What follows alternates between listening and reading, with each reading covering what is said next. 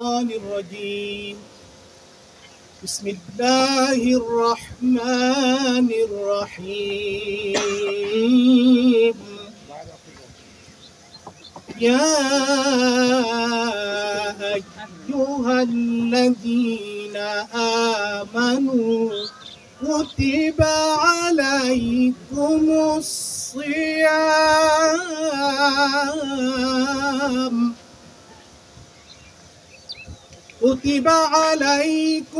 الصيام كما كتب على الذين من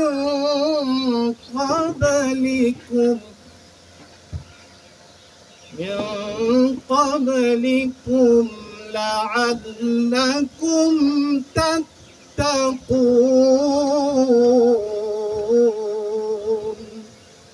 صدق الله العظيم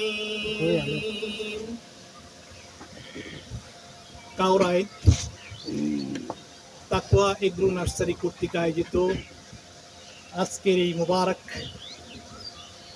ইফতার মাহফিলের সম্মানিত সভাপতি, সম্মানিত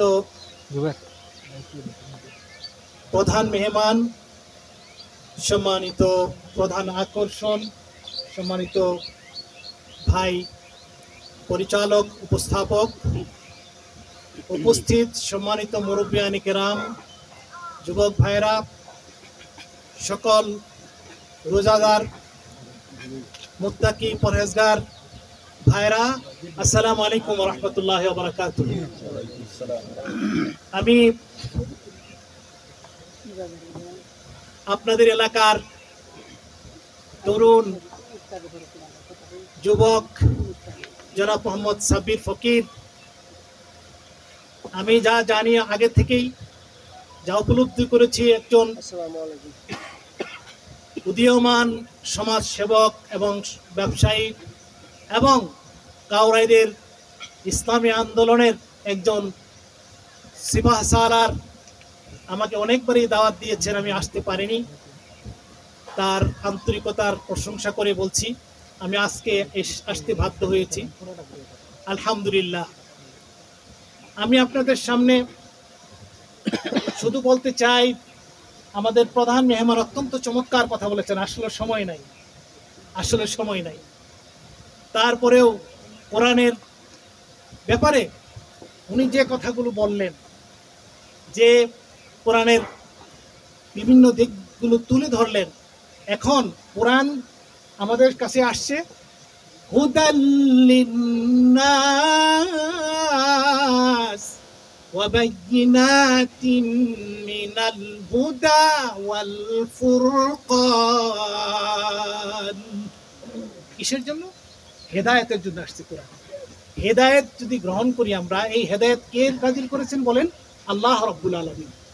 এই মানুষের কল্যাণ অকল্যাণ কে বেশি জানেন? যিনি সৃষ্টি করছেন না অন্য কেউ? আল্লাহ জানেন। আল্লাহর সমান কেউ জানে? সমান জানে কেউ? কাছে বেশি কেউ জানে? তাহলে সেই কোরআন হেদায়েত মানে দুনিয়াতে আমরা যদি শান্তি চাই, আখিরাতে মুক্তি পাই, কোরআন ছাড়া আর কোনো পথ আছে? নাই।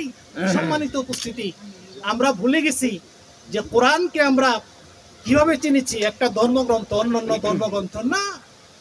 অন্য কোনো ধর্মগ্রন্থই দাবি করে না। আমি একজন কম্পারেটিভ রিলিজিয়নের ছাত্র হিসাবে, আমি কিন্তু এখন একজন ছাত্র, শিখার কোনো বয়স নেই। তো কোনো কিতাবই দাবি করে না, বেদ, গীতা, ইনজিল, বাইবেল, তাওরাত, এই দাবি করার ক্ষমতাই নাই যে আমি তোমাদের সকল সমস্যার সমাধান দিতে পারি। only one book in the world, পৃথিবীর একটাই কিতাব আছে যারা মানুষের সকল সমস্যার সমাধান দিতে পারে। রব্বুল আলামিন বলেন, মা ফাররাতনা ফিল কিতাবি মিন শাই। মানুষে, ইমানদাররে, তাদের কোরআনের ভিতরে কোনো কিছুই বাদ রাখি নাই। আজকে যারা বলে যে কোরআনে এটা নাই, সেটা নাই, অর্থনীতি নাই, রাজনীতি নাই, তারা কি ঠিক না বেঠিক বলে? সম্পূর্ণ কোরআনের বিরোধী তারা। মনে রাখবেন, মুসলমানের নামে কাফেরদের কাজ তারা করতেছে। আমি বলছি, ওয়ামান লাম ইয়াহকুম বিমা আনজালাল্লাহু ফাউলাইকা হুমুল ফাসিকুন। কোরআন বলছে, দেখেন, আমি ব্যাখ্যা করতে চাই না, ব্যাখ্যা অনেক সময় এদিক সেদিক হতে সোজা অর্থ বলতেছি। যারা কোরআন অনুযায়ী তাদের জীবন পরিচালনা করে না, বিধান অনুযায়ী তাদের শাসন চালায় না, দেশ চালায় না, সমাজ চালায় না, ফাউলাইকা হুমুল ফাসিকুন, তারা কি ফাসিক। এখন চিন্তা করে দেখেন আমরা কি ফাসিকের দলে আছি কি না? আছি কি? মুসলমান চিন্তা করে দেখতে হবে আমরা ফাসিকের দলে। মুফাসসিরিন বলছেন যে ফাসিক কারা? যারা বুঝতে পারছে যে কোরআন সঠিক, সব ঠিক আছে, কিন্তু তারা কোরআনকে সমাজে প্রতিষ্ঠা করার জন্য চেষ্টা করে না, তারাই হচ্ছে ফাসিক। ومن لم يحكم بما أنزل الله فأولئك هم الظالمون। আরেক আয়াতে আল্লাহ বলতেছেন একই কথা, যারা কোরআনকে যাদের জীবন বিধান হিসেবে মেনে নিল না তারা হচ্ছে জালেম। তারা কি? তারা জালেম। এই তাহলে একই ব্যক্তি জালেম হচ্ছে, ফাসিক হচ্ছে, কাফের হচ্ছে কিভাবে? মুফাসসিরিন বলছেন জালেম হচ্ছে এই অর্থে যারা একদল কেউ না কেউ পৃথিবীতে আল্লাহর দ্বীনের জন্য চেষ্টা করবে, কায়েম করার জন্য, করবে না? করবে। দ্বীনের বিধান কায়েম করার জন্য, কোরআনের হুকুম পালন করার জন্য চেষ্টা করবে, এদেরকে যারা বাধা দিবে তারাই হচ্ছে জালেম। এই গ্রুপ আছে না নাই আমাদের মধ্যে? খেয়াল করেন, ফাসেকও হইলাম, জালেমও কিন্তু হইতেছে। ফতোয়া দিয়ে বিরাই, রাজনীতি করে, অমুক করে, তমুক করে। আরে আমার নবী রাজনীতি করে নাই? করেছে? বলেন করছে কি করে নাই? তাহলে আপনি এত পরহেজগার করতে গেলেন যে আপনি করবেন না, নবী বাদ দিয়ে আপনি পরহেজগার হয়ে যাবেন। তারপরে ওয়ামান লাম ইয়াহকুম বিমা আনজালাল্লাহু ফাউলাইকা হুমুল কাফিরুন। একই কথা বলতেছেন, যারা এই ইমানদার তোমাদের মধ্যে যারা এই কোরআনের বিধান অনুযায়ী নিজেরা চলে না, সমাজ চালায় না, দেশ চালায় না, কোর্ট কাছারি চালায় না, অর্থাৎ কোরআনকে যারা জীবন বিধান হিসেবে মানে নেয় নাই, তারা হচ্ছে কাফের। আস্তাগফিরুল্লাহ বলেন, নাউযুবিল্লাহি মিন যালিক। তাহলে হয় ফাসেক, নাহলে ফাসেক এবং জালেম দুইটাই আমরা হয়ে আছি। আর কাফের হচ্ছে কারা?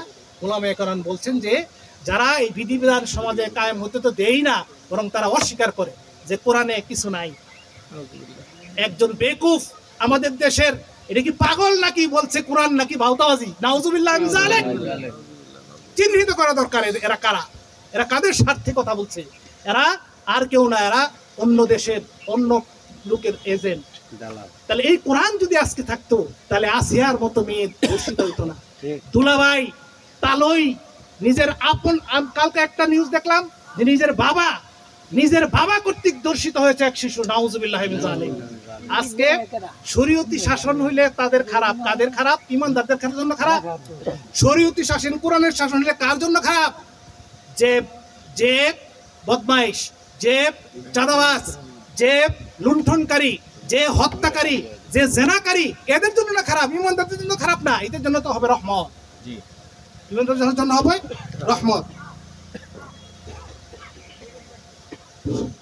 তো সেইভাবে তাহলে আমাদের কোরআনকে জীবন বিধান হিসাবে মানার জন্য আমাদের প্রথমত চেষ্টা করতে হবে। আর কারা বাধা দেয় তাদের চিহ্নিত করতে হবে, আর কারা কোরআনকে অস্বীকার করে তাদেরকে চিহ্নিত করতে হবে। ঠিক আছে? ইনশাআল্লাহ আমরা পারবো তো? প্রিয় ভাইরা, এই রোজা, এই কোরআন কেন আসছে? রোজা কেন আসছে? আল্লাহ তাআলা বলেছেন লাআল্লাকুম তাত্তাকুন, পরহেজগার বানানোর জন্য। আর পরহেজগার কি কোন? আমাদের সামনে খাবার হাজির, আমরা খাই না। এখন যদি আমাদেরকে লক্ষ লক্ষ টাকা কেউ পুরস্কার দেয়, আমরা খাবো? কেন খাবো না? কাকে ভয় করতেছি? কাকে? আল্লাহকে। আল্লাহ রাব্বুল আলামিনকে ভয় করতেছি। ওই দিন একটা মজার পোস্ট দেখলাম, আপনারাও দেখছেন, ওই ইমাম সাহেব বলতেছে যে 2 বার ঘোষণা করছে আমার খাবারে নাই, আবার যদি ঘোষণা করে খাবার না আসে তাহলে কিন্তু আমি আজান দিয়ে দিব। আজান দিয়ে দিলে সব খাবার বন্ধ করে দেবো সবাই। বলছে না, বলছে মুয়াজ্জিন সাহেব বলতেছে, এটা একটা সুন্দর লাগছে আমার কাছে। আমি এই সৌন্দর্যটা নিচ্ছি না, আমি নিচ্ছি যে দেখেন তাকুয়া কি। উনি বুঝতেছে যে আজানের যদি শুনে খাওয়া বাদ দিয়ে কইতো না। দেখেন কত পরেজগার আমরা হয়ে গেছি এই ইফতার মাহফিলে এসে সামনে খাবার রেখে। এইটাই আল্লাহ চাচ্ছেন যে জীবনের সকল কাজে তোমরা কি করবা? এই আল্লাহ ভয়টা তোমাদের সৃষ্টি হবে। মাইস ইবনে মালিক রাদিয়াল্লাহু তাআলা আনহু, আল্লাহর রাসূলের একজন শ্রেষ্ঠ সাহাবী, মদিনাতে এসে বলছেন, ইয়া রাসূলুল্লাহ ইন্নী জানাইতু, ইয়া রাসূলুল্লাহ আমি তো জিনা করে ফেলেছি, আমি জিনা করে ফেলেছি, আল্লাহ আমার শাস্তি দেন যাতে কিয়ামতের ময়দানে আমি শাস্তি না পাই। সুবহানাল্লাহ, শুনতে অবাক লাগে কিরকম মানুষ ছিলেন, আল্লাহরে কেমন ভয় করতেন। আমার শাস্তি দেন, দুনিয়ার মানুষ জানুক আমি জিনা করছি, আমি শাস্তি পাইছি, আমি দুনিয়া থেকে বিদায় নিছি। আল্লাহ রসুল যেহেতু উনি বিবাহিত ছিলেন অর্ডার করলেন যে তাকে এখন রজম করো, কোমর পর্যন্ত করে পাথর মারো। পাথর মারা শুরু হলো, সময় কম তাই জন্য আমি সংক্ষেপে চলে যাচ্ছি। পাথর মারা শুরু হলো, পাথর মারতে মারতে যখন এই রক্ত যখন ফিনকি দিয়ে উঠতেছিল, একজন সাহাবার গায়ে গিয়ে লাগলো রক্ত। লাগার পরে এই সাহাবা বললেন কি অবস্থা, একজন পাপাচারী গুনাহগারের রক্ত আমার শরীরে লাগলো। এই কথা আল্লাহ রসুল শুনেছেন, শুনে বললেন কি বললে তুমি এ সাহাবী, কি বললে? এই লোকে কি দুনিয়ার কেউ জানছিল না জেনা করছে, জানছিল একজন, তাকে ভয় করে, কিয়ামতের আযাবকে ভয় করে আমার কাছে স্বীকৃতি দিয়ে তওবা করেছে। এই তওবা আল্লাহর কাছে এমন এমন এই তওবা আল্লাহর কাছে এত বেশি আল্লাহর কাছে পছন্দ হয়েছে, লাউ কুসিমাত জামিআল আরদি লাওয়াসাআত। আল্লাহ রাসূল বললেন এই তওবা এমন তওবা হয়েছে, দুনিয়ার সকল গুনাহগারের মোকাবেলায় এই তওবা যদি দেওয়া হয়, রাখা হয়, সকল গুনাহগারকে একটা তওবার বিনিময়ে আল্লাহ মাফ করে দিবেন। সুবহানাল্লাহ। তাহলে এমন তওবা উনি করেছিলেন যে তুমি কেন তুমি হেট করছো, কেন তুমি ঘৃণা করছো? সে তো আল্লাহর কাছে তওবা করেছে, সে তার তো সব মাফ। সুতরাং প্রিয় ভাই আমার, এমনি ভাবে আল্লাহর রাসূল আপনারা জানেন সেই ঘটনা যা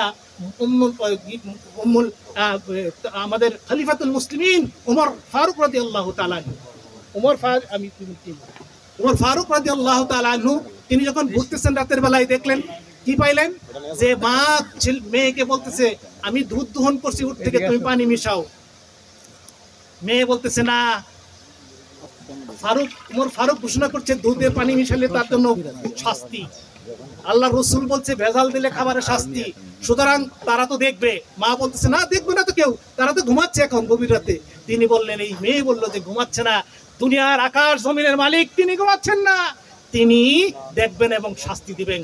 এই কথা শুনে হযরত উমর চলে গেলেন বাড়িতে, গিয়ে নিজের ছেলেকে এই মেয়ে দিয়ে বিয়ে করালেন।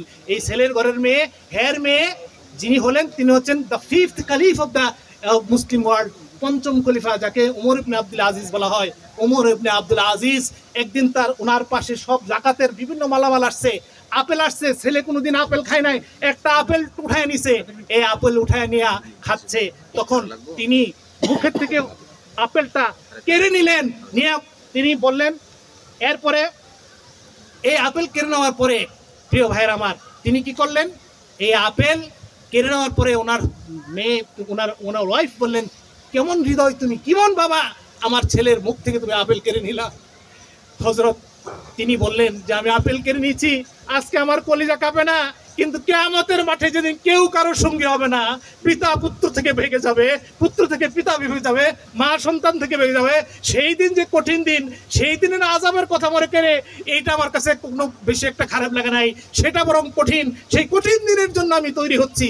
রব্বুল আলামিন আমাদের সবাইকে সেই কঠিন দিনের জন্য তৈরি হওয়ার তৌফিক দান করুন, আমাদেরকে রোজাগুলো সুন্দরভাবে পালন করে আমাদেরকে মাফ করার তৌফিক দিন। আমি একটা দুই লাইন বলে, যে আমার কবি বলেছে, পাপি তাপি আইরে ছুটে, খুদার রহম তোরা নেরে লোটে, পাহাড় সমান গুনার বোঝা দেবেন রহিম সবই ক্ষমা করে, পাহাড় সমান গুনার বোঝা দেবেন রহিম সবই ক্ষমা করে।